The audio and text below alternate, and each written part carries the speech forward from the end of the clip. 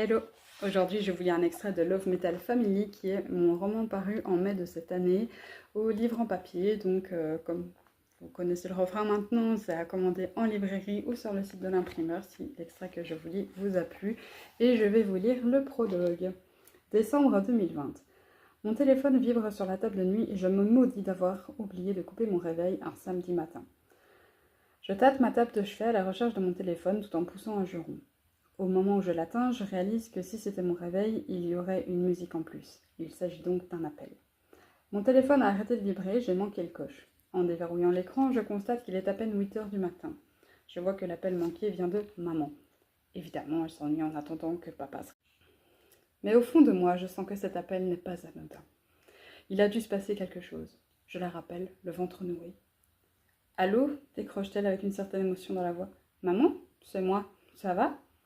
Non, éclate-t-elle en sanglots. Non, ça va pas. Que se passe-t-il, paniquai-je. C'est tonton Arnaud, il est dans le coma. Quoi ?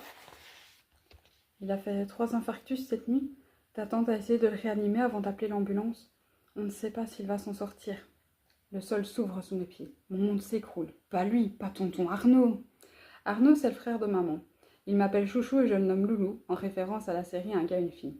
Qui va me faire la bise avec l'éternel « Salut Chouchou, comment tu vas ?» qui l'accompagne. Arnaud, c'est le tonton qui a toujours des histoires dingues à raconter. Le tonton qui va t'appeler pour te rassurer parce qu'il sait que tu stresses pour ton premier contrôle technique avec ta première voiture adorée.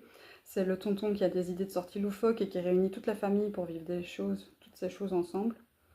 Tonton Arnaud, c'est pas juste un tonton, c'est un deuxième papa. C'est celui qui débarque chez toi dès qu'il apprend que tu as un problème d'électricité ou autre souci technique quelconque.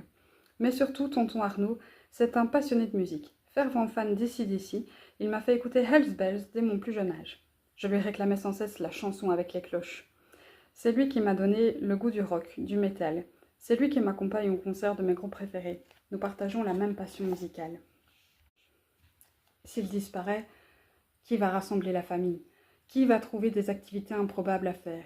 Qui va me téléphoner pendant 3 heures ou débarquer à l'improviste chez moi juste parce qu'on a envie de bouger ?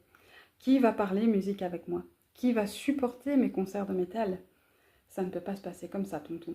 Ne nous abandonne pas. Bats-toi, réveille-toi, je t'en supplie, réveille-toi. Pour le prier de se réveiller, je prends mon iPod et mets Where is my mind du film Sucker Punch dans mes oreilles.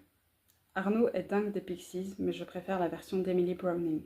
S'il était là, il m'arracherait mes écouteurs en me jurant qu'il n'y a rien de meilleur que la version originale. Ça devrait le motiver à revenir parmi nous. Je laisse les larmes couler, j'attends. Il n'y a que ça à faire.